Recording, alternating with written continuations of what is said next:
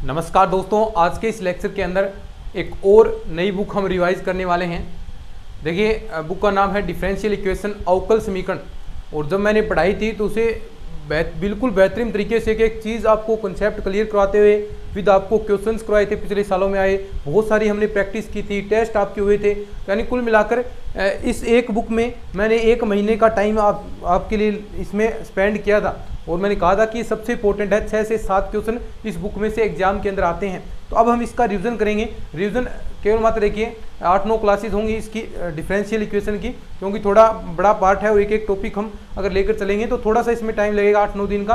बाकी जो बुकें हैं उनमें 4-4, 5-5 दिन का समय हमें लग रहा है और उसमें हम एक एक बुक अपनी बीएससी की रिवाइज कर रहे हैं। तो इसमें थोड़ा सा आपका सबसे ज़्यादा टाइम लगेगा। क्यों? क्योंकि बुक भी बड़ी है, क्वेश्चन भी ज़्यादा आते हैं, तो थोड़ा और भी हमें डीप से एक्सप्लेन करना पड़ेगा। तो साथ साथ में आपको भी बिल्कुल अच्छी तरीके से प्रैक्टिस करते रहना है। जो भी मैंने नोट दिए हैं उनको पढ़िएगा और साथ में कोई बुक है आपके पास उनमें से क्वेश्चन प्रैक्टिस के लिए कीजिएगा, ताकि जितना ज़्यादा हो सके उतनी ज़्यादा प्रैक्टिस करेंगे तो ये बुकें आपको समझ में आएंगी कि किस प्रकार कहाँ पर कौन सा क्वेश्चन में कौन सा फॉर्मूला लगेगा, कौन सा मेथड आपको लगाना है। लेकिन अगर आप थोड़ा सा भी कम प्रैक्टिस करेंगे तो भाई ये बुक आपके देखो चक्कर कटा देगी ये बुकें, क्योंकि ये सबसे इंपॉर्टेंट बुक है और एग्जाम के अंदर इसमें बहुत बड़े क्वेश्चन बनते हैं। लेकिन फिर भी हमें निकालनी है, प्रैक्टिस करनी है। इसमें जो कई चीज़ें हैं PI CF है, वो यानी अगर पूछेगा, दोनों पूछता है हल तो ये थोड़ा बड़ा हो जाता है। लेकिन PI और CF सीधा पूछता है तो वो यानी अलग अलग PI पूछ लिया, CF पूछ लिया, ऐसे आपसे पूछेगा। ठीक है, चलिए अब स्टार्ट करते हैं। अवकल समीकरण,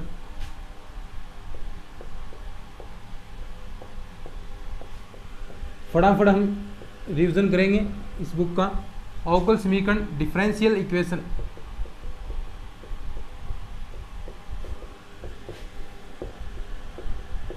सबसे पहले हम बात करते हैं आपके अवकल समीकरण के बारे में। डिफरेंशियल इक्वेशन या अवकल समीकरण कहेंगे किसे?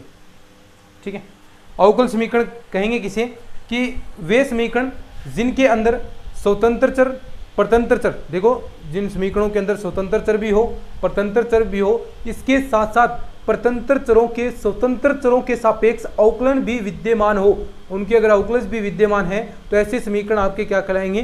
अवकल समीकरण कहलाएंगे। सिंपल सी बात है, कुछ नहीं। देखो डेफिनेशन अभी समझ में आ जाएगी, डेफिनेशन लिखूंगा नहीं मैं बिल्कुल भी। देखिए किस प्रकार, मान लीजिए ये आपके पास कोई,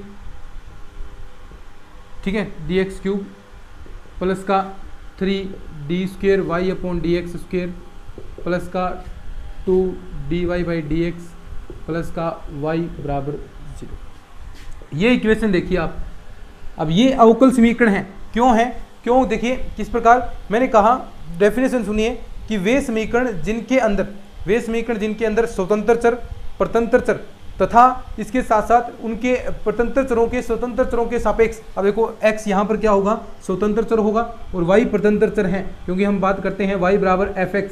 तो यहाँ पर स्वतंत्र चर कौन सा है? x है। आप x के मान रखेंगे और y किस पर डिपेंड है? x के मानों पर। जो आप x के मान रखेंगे उसी के अकॉर्डिंग y के मान आपको प्राप्त होंगे। तो ये तो आपका हो गया परतंत्र चर डिपेंडेबल और ये हो गया इंडिपेंडेबल यानी स्वतंत्र। ठीक है, तो यही मैं बात कह रहा हूं कि परतंत्र चरों के स्वतंत्र चर के सापेक्ष अवकलन विद्यमान हो, साथ साथ में स्वतंत्र और परतंत्र चर भी विद्यमान हो। तो यहाँ पर देखिए ये देखो परतंत्र चर है, ऐसे भी मिल सकता है x y आपको मिल जाए, तो यानी स्वतंत्र और परतंत्र चर दोनों इसमें है। तो ये इस प्रकार की जो इक्वेशन है वो आपकी क्या कहलाएगी? अवकल समीकरण कहलाएगी। ठीक है, ये तो होगी डेफिनेशन। यहाँ से आपसे एग्जाम में कुछ नहीं पूछा जाएगा। पूछा क्या जाएगा? अवकल समीकरण की घात एवं कोटि। यहाँ से क्वेश्चन एग्जाम के अंदर लगातार बनता आया है, हर साल पूछा जाता है कि निम्न कोई अवकल समीकरण दे दी, इसकी कोटि तथा घात बताइए कितनी होगी। यहाँ से क्वेश्चन पूछा जाएगा कि इसकी अवकल समीकरण दिया है, उसकी घात तथा कोटि हमें बताना है। तो आगे टॉपिक अपना अवकल समीकरण की घात एवं कोटि।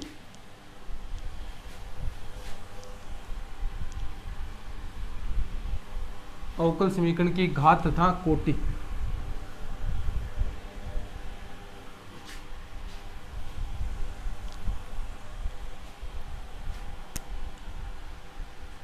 अवकल समीकरण की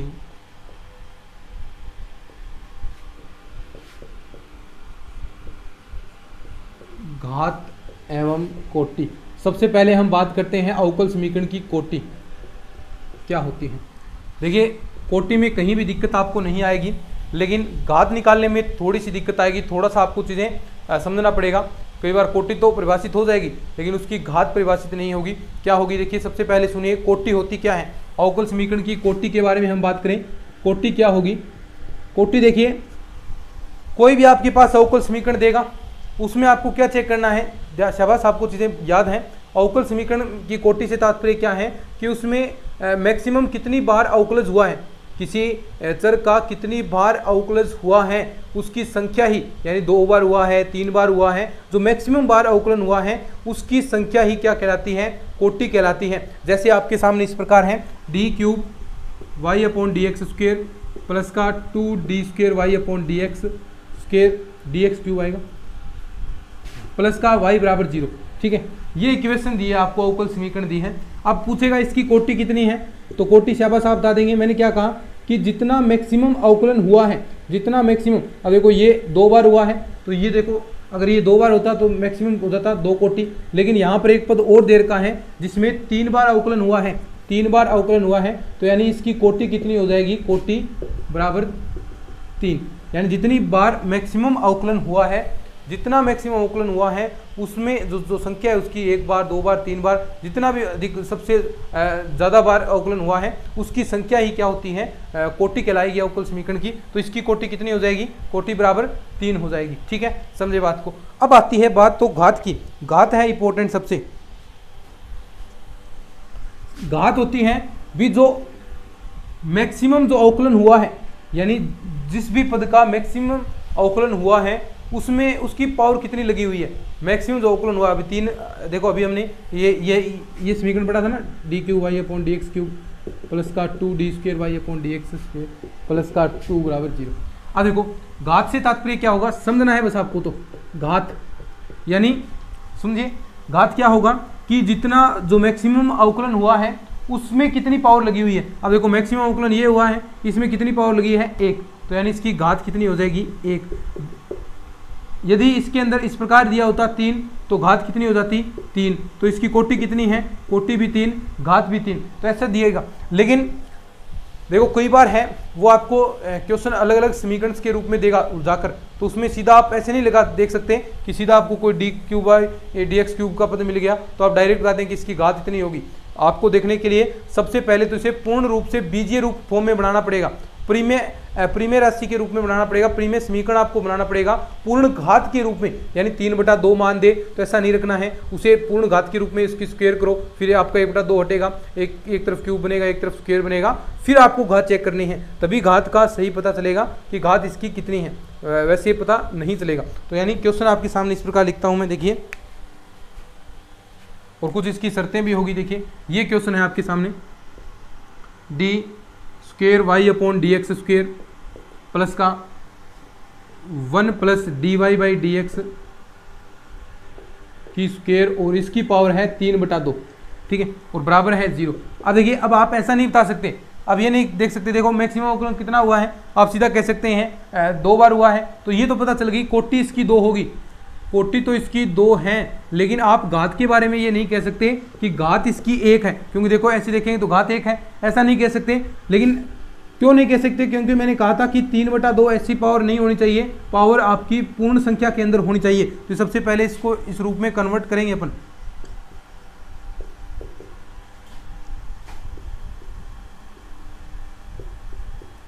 तीन बटा दो। अब देखो दोनों तरफ स्क्वायर कर दो, दोनों तरफ स्क्वायर करेंगे तो ये क्यूब बन गई, माइनस प्लस हो जाएगा। अब देखो अब ये आपका फॉर्म बन गई। अब इसकी घात बता सकते हैं, घात कितनी है 2, पहले कितनी आ रही थी 1, जो गलत था, लेकिन अब क्या है ये सही। तो इस रूप में आपको कन्वर्ट करना पड़ेगा आपको, ठीक है। अब देखो इसके साथ साथ एक चीज़ और, अगर साइन के रूप में ऐसे जो त्रिकोणमितीय फंक्शन है उसमें इस प्रकार आ जाए dy/dx ऐसा, यानी एंगल की x की जगह आपको साइन dy/dx दे दे, कोस dy/dx दे दे, ऐसा भी दे दे कोस dqy/dx। तो जहां भी क्वेश्चन में इस प्रकार का मिलेगा, ध्यान से सुन लेना, जहां भी इस प्रकार का मिलेगा तो उसकी घात परिभाषित नहीं होगी, घात परिभाषित नहीं है, ये चीज़ें याद रखनी है, घात परिभाषित नहीं है। और बहुत बार क्वेश्चन आया भी है अलग अलग एग्जाम्स में, फर्स्ट ग्रेड सेकंड ग्रेड में लगातार ऐसा क्वेश्चन पूछा गया है। तो यानी इस प्रकार का दे तो उसके अंदर साफ साफ क्या कहोगे कि इसकी घात है वो परिभाषित नहीं होगी, समझे बात को। ठीक है, जैसे क्वेश्चन आपके सामने मैं रखता हूँ। अब आपको बताना है कि घात और कोटि कितनी होगी, अवकल समीकरण की घात व कोटि।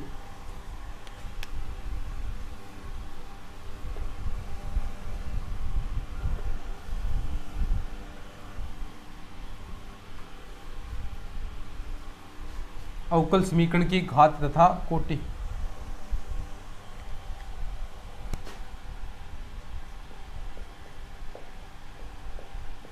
अवकल समीकरण की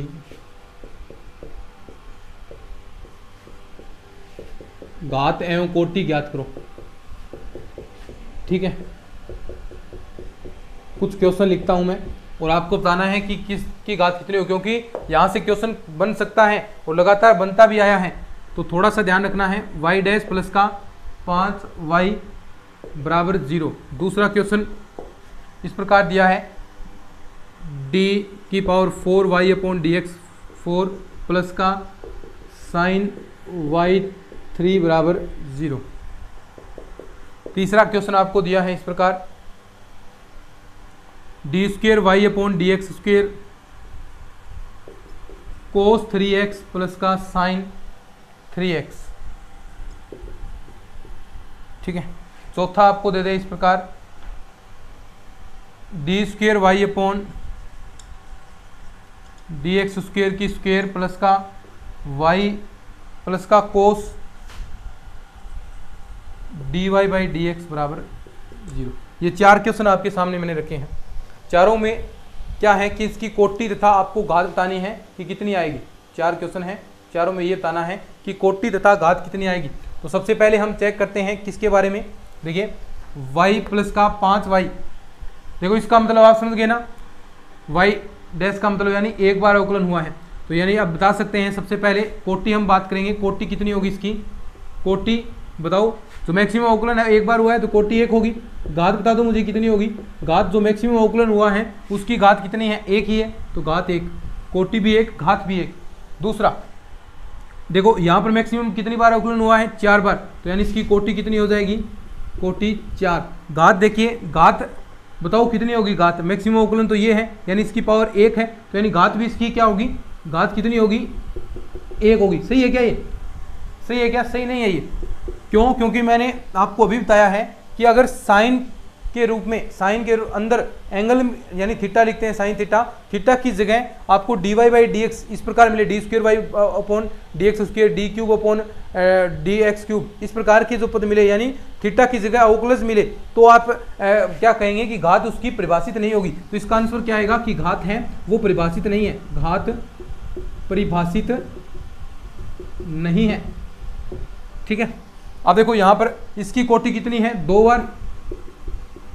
घात परिभाषित है क्या, इसकी घात है परिभाषित नहीं है, यही होगा ना, यही होगा, घात परिभाषित नहीं है, नहीं होगा। क्यों, क्योंकि देखो यहां पर आपको अवकलन नहीं दे रखा, इस बार एंगल दे रखा है, तो अब घात परिभाषित होगी। घात कितनी है, जो मैक्सिमम अवकलन हुआ है उसकी घात देखो कितनी है, उसकी 1, तो यानी घात इसकी कितनी हो जाएगी, 1। ऐसे ही नीचे वाला देखो, यहाँ वही same to same, d square y upon d x square है, तो इसकी कोटि कितनी हो जाएगी, कोटि हो गई 2। घात परिभाषित है क्या, नहीं है, क्यों, क्योंकि d y by d x है, तो घात परिभाषित नहीं। तो ऐसे क्वेश्चन आपसे पूछेगा भी, परिभाषित नहीं, और लगातार पूछता भी आया है, लगातार पूछता भी आया है और ऐसे पूछता भी रहेगा। तो थोड़ा सा इन चीज़ों को ध्यान से पढ़ेंगे, थोड़ा सा अच्छे से चीज़ों को समझेंगे तो 100% आप कह सकते हैं कि आपकी तैयारी मजबूत होगी। ठीक है, अब आगे बढ़ते हैं, लिखो इसको फटाफट। बहुत सारे क्वेश्चन ऐसे बनते हैं, मैंने बहुत सारे प्रैक्टिस के लिए करवाए हैं, है ना। मैंने क्या कहा था कि 30-35 क्लासेज इस बुक की मैंने आपको प्रोवाइड करवाई थी उस टाइम, तो यानी बहुत ज़बरदस्त चीज़ें। अगर एक बुक समझ में नहीं आई है तो वो क्लासेज आप देख सकते हैं, बीएससी वाली क्लासेज आप जरूर देखिएगा एक बार, यानी आपको एक कंसेप्ट मैंने क्लियर करवाए हैं। अब तो अपन रिविजन कर रहे हैं, जो चीज़ें पढ़ रखी हैं उनको दोहरा रहे हैं, लेकिन जो क्लासेज मैंने कराई थी पूरी देखो ईमानदारी के साथ एक एक चीज़ मैंने आपको समझाई है, ताकि आपके एग्जाम की दृष्टि से कुछ भी चीज़ न रहे, सब कुछ चीज़ें मैंने कंप्लीट करवाई हैं। ठीक है, लिखो इसको, 1 मिनट पानी पी लेता हूँ मैं थोड़ा।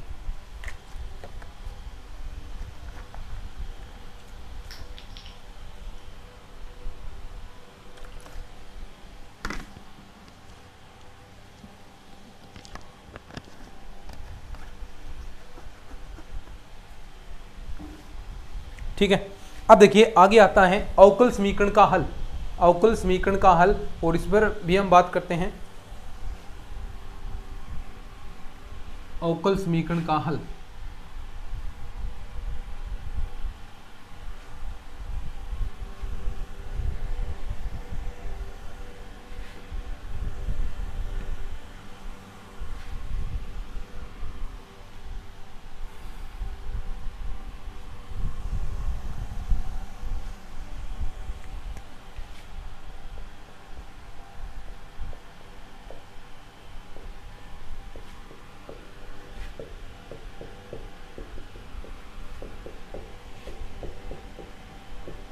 अवकल समीकरण का हल। ठीक है, बिल्कुल सिंपल सी बात है।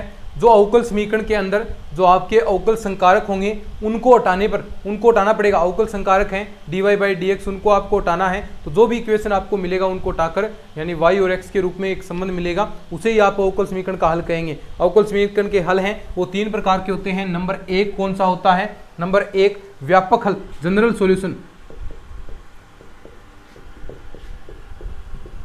सभी के बारे में हम बात करेंगे, जनरल सॉल्यूशन। दूसरा विशिष्ट हल,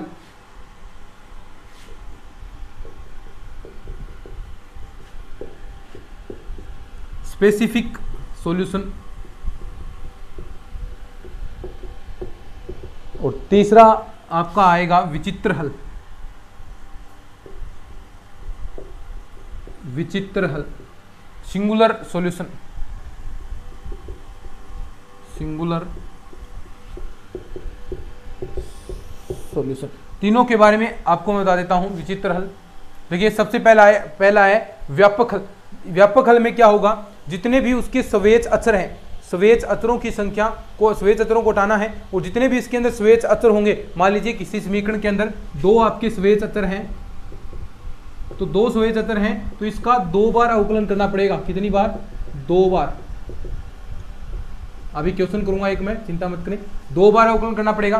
स्पेसिफिक हल क्या होगा? विशिष्ट हल, यानी कोई भी मान लीजिए त्रिकोणमितीय फंक्शन के रूप में है, तो उसे एक स्पेसिफिक मान आप खुद देंगे स्वयं। a बराबर ये मान लिया, b बराबर π/4 मान लिया, तो जो हल आपको प्राप्त होगा वो स्पेसिफिक हल होगा। और विचित्र, जो सिंगुलर आपका सॉल्यूशन है, विचित्र हल।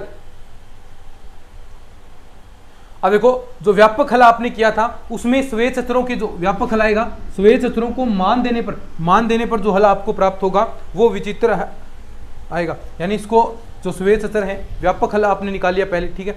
व्यापक हल निकालने के बाद इसमें स्वेज जो अचर हैं उनको एक विशिष्ट मान देंगे आप। विशिष्ट मान देने के बाद जो हल आपको मिलेगा वो विचित्र हल मिलेगा। तो सीधा सा याद रखना है। अब 1-2 क्वेश्चन करते हैं इसके, फिर उसके बाद में अवकल समीकरण के हल को लेकर हम बात करेंगे, जहाँ पर हम बात करते हैं चरों का पृथक्करण, आपके समघात, रेखिक अवकल समीकरण, यथातथ अवकल समीकरण, उसके बारे में वहाँ से क्वेश्चन कन्फर्म बनता है, तो उसके बारे में भी हम बात करेंगे। चलिए बढ़ते हैं आगे, ठीक है। साथ साथ में चीज़ें आप लिखना चाहें तो लिख सकते हैं, याद करना चाहें तो याद कर सकते हैं।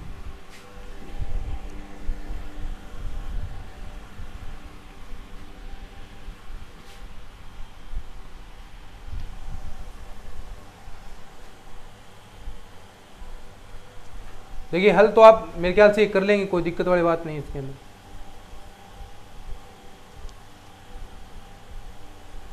चलो ये तो आप कर लेंगे व्यापक हल वगैरह, यानी अगर स्वेज अचर 2 हैं तो एग्जाम्पल करने की कोई जरूरत नहीं है। 2 स्वेज अचर हैं तो यानी 2 बार अवकलन कर दो, वो मान निकाल कर वापस, यानी 2 स्वेज अचर हैं, d²y/dx² निकालो, dy/dx निकाल लो, और वो सारे मान आप समीकरण के अंदर रखेंगे तो आपको मिल जाएगा। अब हम बात करते हैं अवकल समीकरण के हल के बारे में, प्रथम कोटि तथा प्रथम घात। अब देखिए आगे आगे बढ़ते जाएंगे चीजें।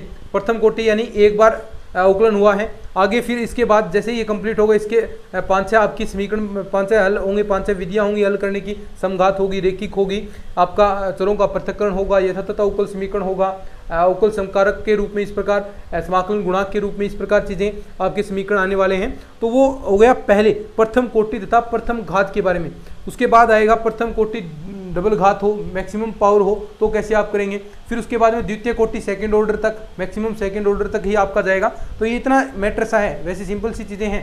यानी प्रथम कोटि वाला कर लिया, फिर उसके बाद द्वितीय कोटि वाला होगा, प्रथम कोटि तथा उच्च घातों के अवकल समीकरण, द्वितीय कोटि तथा उच्च घातों के अवकल समीकरण किस प्रकार आप सॉल्यूशन करेंगे। तो यही सब चीज़ें हैं इसके अंदर। अब हम बात करते हैं सबसे पहले प्रथम कोटि तथा प्रथम घात के अवकल समीकरणों का हल आप किस प्रकार करेंगे। प्रथम कोटि तथा प्रथम घात के अवकल समीकरण, प्रथम कोटि तथा प्रथम घात के अवकल समीकरण, प्रथम कोटि तथा प्रथम घात के अवकल समीकरण, बिल्कुल सिंपल सी बातें हैं। प्रथम कोटि तथा प्रथम घात के अवकल समीकरण, equation of the first order and first degree, equation of the first order and first degree कैसे आप सॉल्यूशन करेंगे। बिल्कुल सिंपल सी बातें हैं, कोई चक्कर नहीं। देखो क्या है, सबसे पहले तो आपको इस रूप में इक्वेशन मिलेगी एम डी एक्स प्लस का एन डी वाई बराबर 0, ठीक है। इस रूप में समीकरण आपको देगा। अब देखो इसमें लगभग ऐसे समीकरण मिलेंगे। तो नंबर 1 विधि आती है आपका चरों का पृथक्करण, चरों का पृथक्करण, सीधा क्वेश्चन से ही मैं करवाने वाला हूं। चरों का पृथक्करण यानी इस प्रकार आपको कोई भी इक्वेशन दे दे, जैसे दे दिया आपको x dy और यहाँ पर दे दिया y dx, ठीक है। अब चरों का पृथक्करण यानी जहाँ x का पद है उसे x की जगह रखो। देखो dx का पद है वहाँ पर x वाला, तो देखो यहाँ पर x dy है, तो x का कहाँ पर है, यहाँ पर, तो यानी लिखेंगे तो dy upon dy upon dx upon x। जहाँ dx का पद है वहाँ x वाले पद रखो साथ में, और जहाँ y dy है वहाँ पर y वाले पद रखो। तो फिर आप देखिए उसके बाद क्या करते हैं, दोनों पक्षों का समाकलन करेंगे। दोनों पक्षों का समाकलन करेंगे तो आपके पास देखिए क्या आएगा, log y बराबर log x, और एक कांस्टेंट आएगा वो भी हम log के अंदर लेते हैं, log c, ठीक है। तो इस प्रकार आपका सॉल्यूशन बन जाएगा log y, log m plus n वाली प्रॉपर्टी लग जाएगी, log x c, log से log कैंसिल हो गया, y बराबर x c, ऐसे आपका सॉल्यूशन आएगा, y बराबर x c, ये आपका सॉल्यूशन आ गया, y बराबर x c, ये आपका सॉल्यूशन आया है। तो ये होता है चरों का पृथक्करण। चरों के पृथक्करण द्वारा हम इस प्रकार क्वेश्चन को हमारे सोल्व करेंगे, ठीक है। अब हम बात करते हैं, एक क्वेश्चन करते हैं बढ़िया सा, फिर उसके बाद आगे हम बढ़ेंगे समघात की ओर, यानी समघात से आप कैसे सोल्व कर सकते हैं उसके बारे में भी हम बात करेंगे।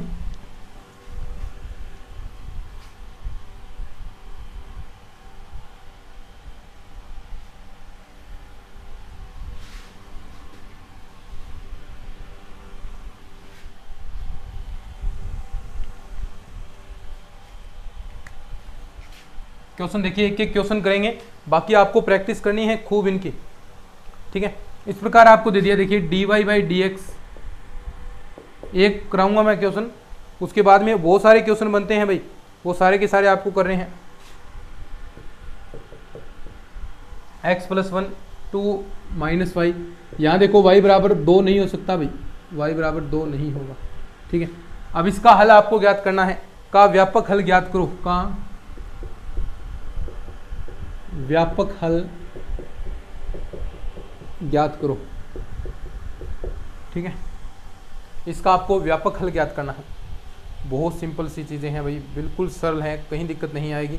देखो व्यापक हल ज्ञात करना है, वही चरों का पृथक्करण, पहले तो हम चरों के पृथक्करण से करेंगे, चरों के पृथक्करण से, चरों का पृथक्करण हम करेंगे।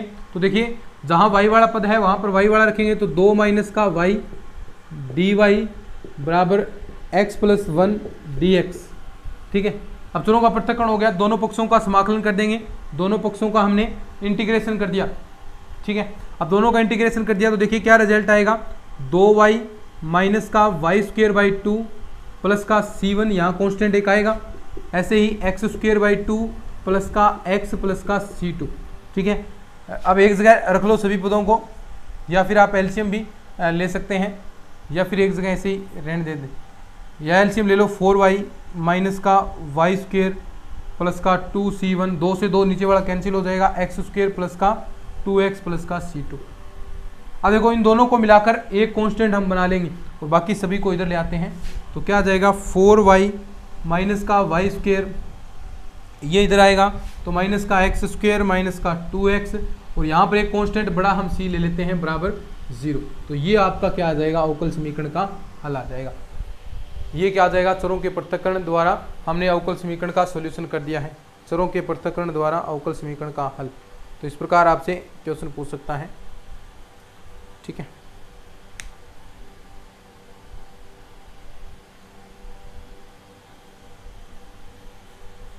मेरे ख्याल से आपको समझ में आ गया होगा। तो ऐसे बहुत सारे क्वेश्चन बनते हैं, सभी की प्रैक्टिस आपको करनी है। मैंने बहुत सारे क्वेश्चन करवा रखे हैं ऐसे भाई बुक के अंदर। चलो एक क्वेश्चन और करवा देता हूँ आपको मैं, ताकि थोड़े और प्रैक्टिस हो जाए आपकी।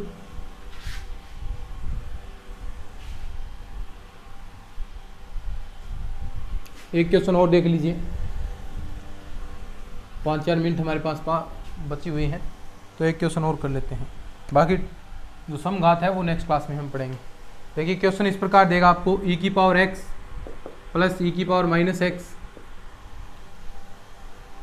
डी वाई माइनस का e की पावर x माइनस e की power minus x d x बराबर 0, ठीक है।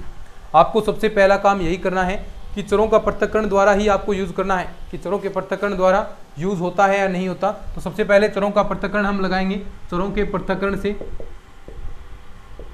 चरों के पृथक्करण से, तो सबसे पहला यही काम करना है आपको, चरों का पृथक्करण। तो देखिए हम लगाएंगे, तो देखिए बराबर लेते हैं, इधर ले जाएंगे, तो देखो e की पावर x माइनस e की पावर माइनस x अपोन में भाग देंगे, तो e की पावर x प्लस का e की पावर माइनस x dx, ठीक है। अब दोनों पक्षों का समाकलन कर दो, dy